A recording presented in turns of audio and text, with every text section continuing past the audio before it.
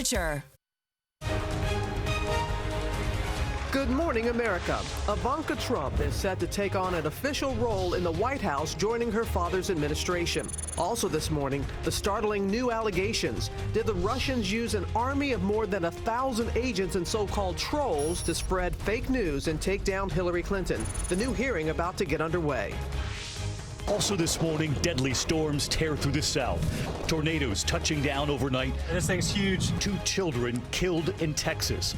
This man struck by lightning. Powerful winds peeling off the side of this car and ripping up this roof.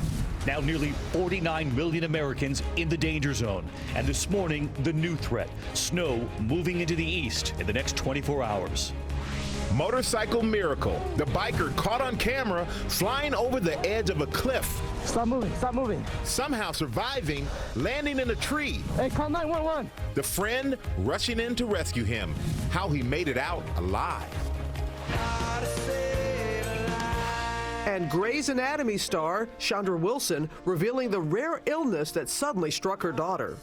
It didn't go away for about 4 or 5 days. So because of that, we went to the ER. How they finally figured out what was wrong and solved a real-life medical mystery.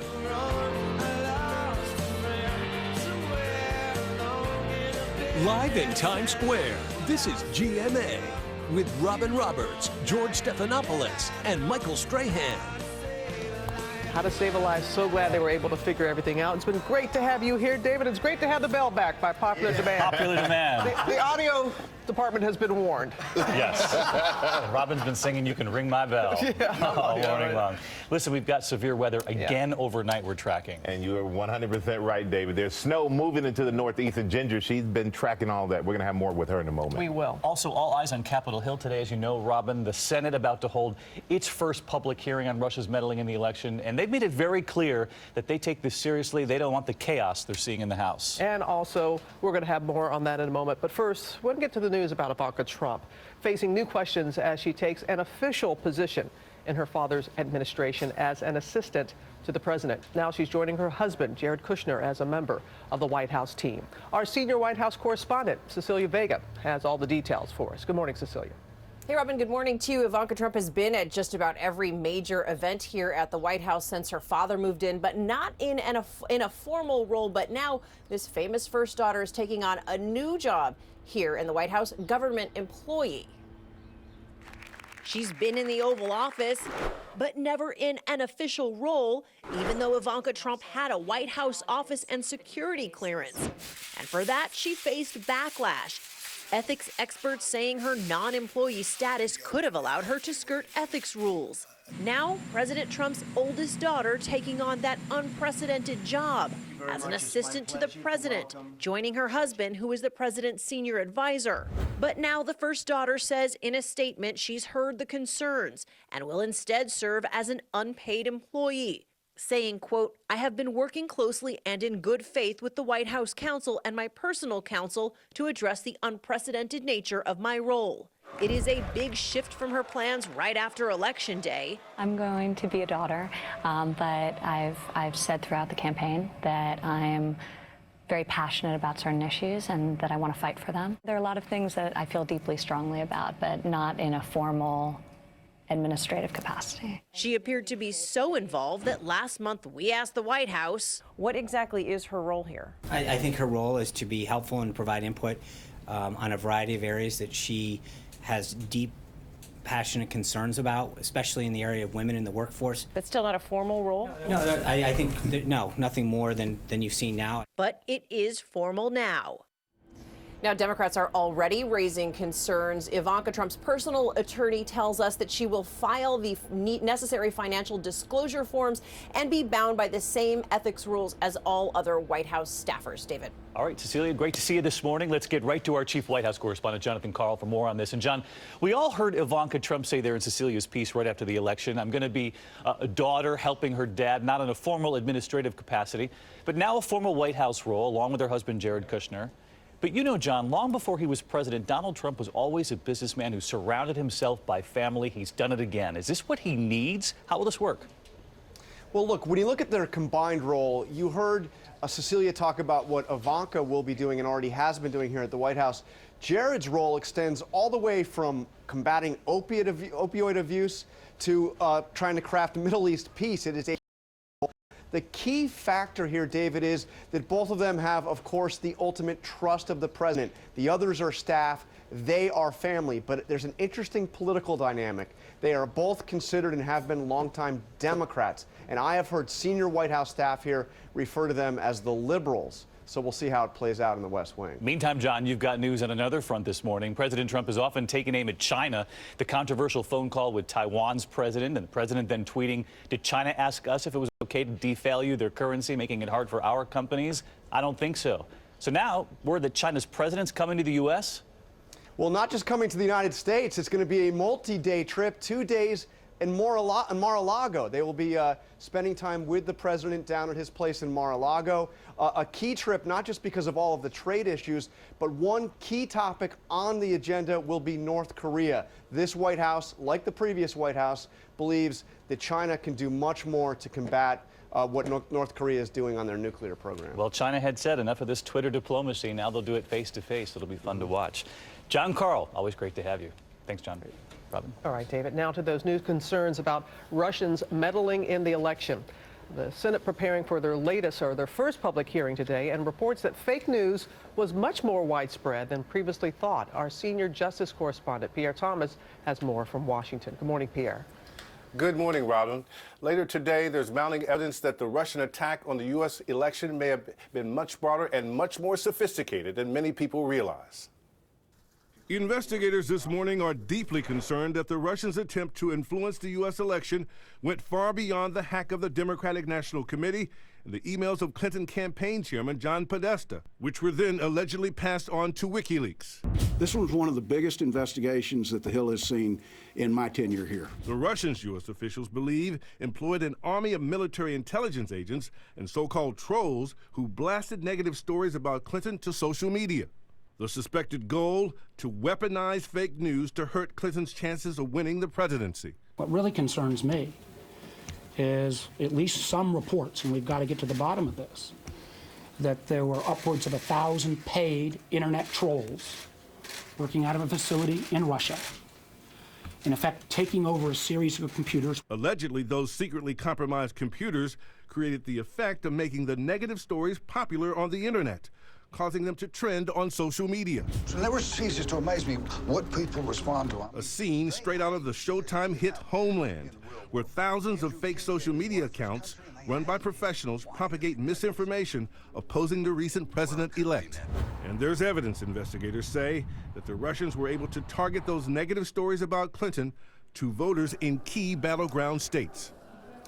Senator Warner said he wants to know if specific areas in Michigan, Pennsylvania, and Wisconsin were targeted, and the FBI director is warning that the Russians will be back in 2018 to target U.S. congressional races. Later this morning, the Senate Intelligence Committee is holding hearings on the nature of this ongoing threat. David? Yeah, it's really alarming, Pierre. Thanks to you. And we're going to turn to another major headline this morning, the sentencing in the Bridgegate scandal, trapping drivers, ambulances on the busiest bridge in America, the George Washington Bridge right here in New York. Prosecutors say it was political revenge orchestrated by New Jersey Governor Chris Christie's aides. Well, now, just as Chris Christie was at the White House, his two former aides were sentenced to prison, and ABC's Lindsay Davis is here. Lindsay, Chris Christie has always maintained he didn't know. That's right. He says he didn't know, but now his aides are paying the price. It all happened more than 3 years ago, but this morning the fallout from Bridgegate continues. Back in November, two former aides for New Jersey Governor Chris Christie were convicted on all counts, and heading into court yesterday, they had hoped for probation, but what they got is jail time. While Governor Chris Christie was all smiles with the president for a meeting at the White House Wednesday, back in New Jersey, two of his former associates were sentenced to federal prison. 2 years for Bill Baroni and 1.5 years for Bridget Ann Kelly for causing a 4-day traffic jam at the nation's busiest bridge, an act prosecutors described as political revenge against a mayor who refused to endorse Christie for re-election. The move triggered gridlock for ambulances and hundreds of thousands of commuters. I think the message is clear. I think that, as Judge Wigginton said, this was a case about an abuse of power. Kelly, a mother of 4, who in 2013 wrote in a now infamous email, time for some traffic problems in Fort Lee, vowed to appeal. I want to assure my kids and everyone else that this fight is far from over. I will not allow myself to be the scapegoat in this case. At trial, Kelly and Baroni each suggested Governor Christie knew more about the lane closures than he has publicly acknowledged, something President Trump echoed during his presidential campaign. He knew about it. He knew about it. Totally knew about it. Christie has long denied wrongdoing and was never charged in the case.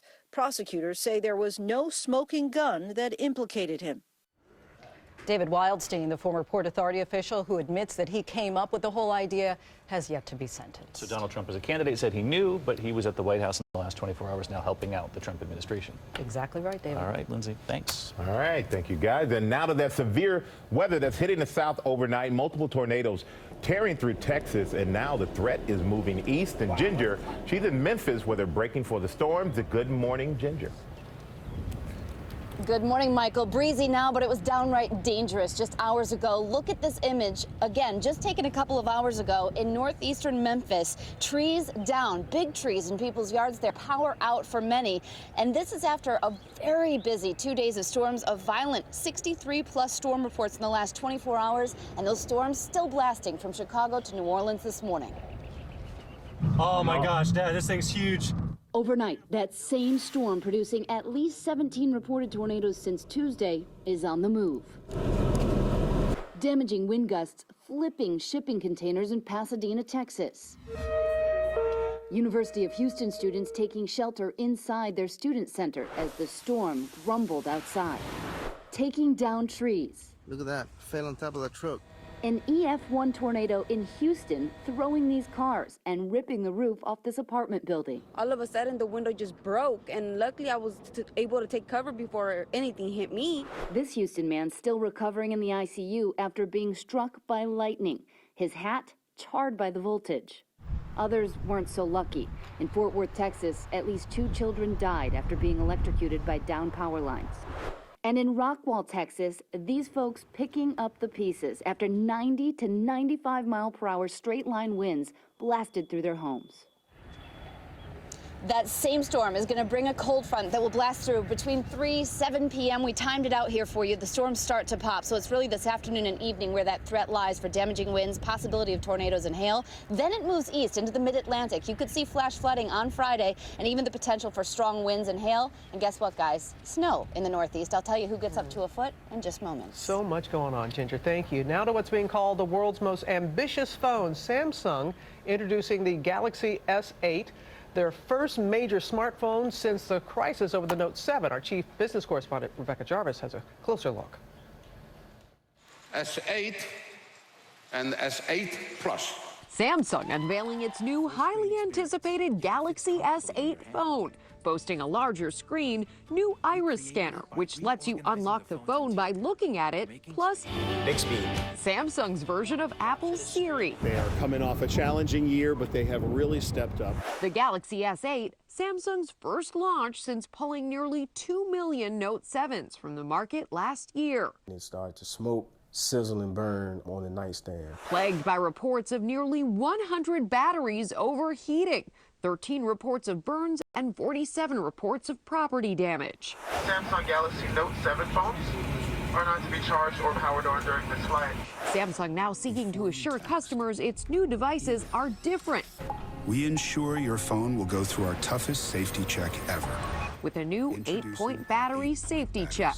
The tech titan telling ABC News the Galaxy S8 is our testament to regaining consumers' trust by redefining what's possible in safety and marks a new milestone in Samsung's smartphone legacy.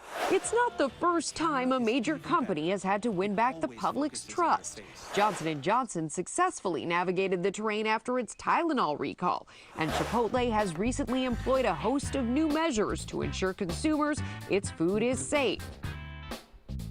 And the phone is already getting strong reviews in the tech community. The next big test is to see how consumers respond Apple, the biggest competitor, their new iPhone is expected in September, and pre-orders for the Galaxy S8 start today. The phones hit store shelves April 21st. Now it's a matter of how consumers respond to this phone. That's right. And we've seen that they have been forgiving in the past with other products. We'll see with this one. Thank you, Rebecca. Now, Amy has the morning's other top stories, starting with a deadly bus crash in Texas. This is heartbreaking. It is a horrible story. A church community in shock this morning after 13 of its members lost their lives in a head-on crash with the truck. This happened west of San Antonio. The church group was returning from a retreat. Investigators are trying to figure out what led to the crash. A witness reports seeing aggressive driving, but did not elaborate on who may be at fault. Well, lawmakers in North Carolina have reached an agreement to repeal the state's so-called bathroom bill, which required transgender people to use bathrooms that correspond with the gender on their birth certificate. The move comes after college basketball threatened to move more games out of the state in protest, but critics say the replacement bill being debated today is still discriminatory because it stops local officials from passing their own protections for transgender people. Well, an emergency on board an American Airlines flight landing in Albuquerque. As the plane was landing, the co-pilot collapsed in the cockpit and then passed away. The plane landed safely. Paramedics performed CPR, but unfortunately could not revive him. There is a growing risk on the road this morning. New figures show an unprecedented 11% increase in the number of pedestrians killed on American roadways last year. Researchers say drivers distracted by cell phones may be the major factor. And finally, one person who has dedicated her life to keeping pedestrians safe, Janet Haynes. She is a school crossing guard in Virginia, but she's not just any school crossing guard. She's 91 years young. She was just honored for her 50 years of service, making sure the students of St. James Catholic School get to their classes safe and sound. You see all the balloons there. So, Janet, we salute you. I love this. Her first day on the job was March 29th, 1967. And she has no plans to retire. Why should she? You gotta ring that bell. Wow, we salute her. Yeah, that's dedication to the job right there. Oh, boy. All right, thank you, Amy. And now to an incredible rescue caught on camera in California. A motorcycle driver losing control of his bike, going over a cliff, and his friend rushing in to save him. ABC's Nick Watt has that story. Really? Keep your eye on that guy. Oh! Again, slow-mo. Again, watch how close that SUV came to hitting him. Oh! The guy with the helmet cam and the potty mouth who filmed it all, name's David. We're back on the scene, reliving the moment his buddy Willie rode off a cliff. Willie! He maybe went up like 6 or 7 feet in the air. I thought he was dead. I don't know what's down there. I'm coming down, Willie! And then after that, he went silent? Yes. Hey, call 911. We're Target 4, vehicle over the side, Airport Crest Highway. Maybe a 50-foot drop, but Willie's alive and awake. Do you feel anything broken? I don't know. Just don't move, okay? What do you remember? What happened? My back tire like slipped. Ooh, my left arm hurts a lot. Yeah, it's probably broken, dude. I saw you flip twice. Did you feel that, or did you don't remember? I don't remember. The fire department arrives clifftop. Don't move. Okay. They're gonna throw a bunch of ropes down, and they're gonna get you guys out by rope. What's your name? Willie. Willie. Yes, sir. Man, you are a lucky man, Willie. Oh, yeah, man. Willie, the miracle of the Angeles Crest Highway. Just a fractured shoulder. That's it. He's already home. Soon, he says, he'll be back on his bike. For Good Morning America, Nick Watt, ABC News, Los Angeles. Incredible. One lucky fella. Yes, indeed. Let's get back to Ginger now in Memphis. Ginger? You know, this is not an April Fool's joke. Up to a foot of snow in parts of New England. You can see right there in the winter storm warning through noon Saturday. Let's go ahead and get to those stormy cities, though, brought to you by CarMax. When you buy a used car, you should feel confident. That's why CarMax has over 40,000 cars to choose from nationwide, with prices clearly marked, the same online as they are in the stores. That should give you some car buying confidence, the type of confidence you need to wear white after Labor Day, the type of confidence to suddenly switch to an English accent for no reason whatsoever.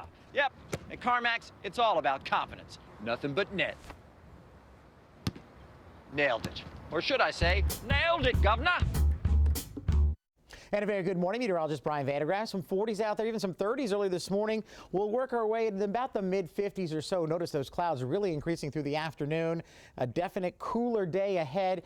Isolated chance for a shower later tonight off to the west. Best chance for rain for us comes tomorrow. A good old soaking rainy day. Could be upwards of an inch of rain by early Saturday. It tapers. Dry for the weekend. At this point, looking dry for Nats Hope opener on Monday.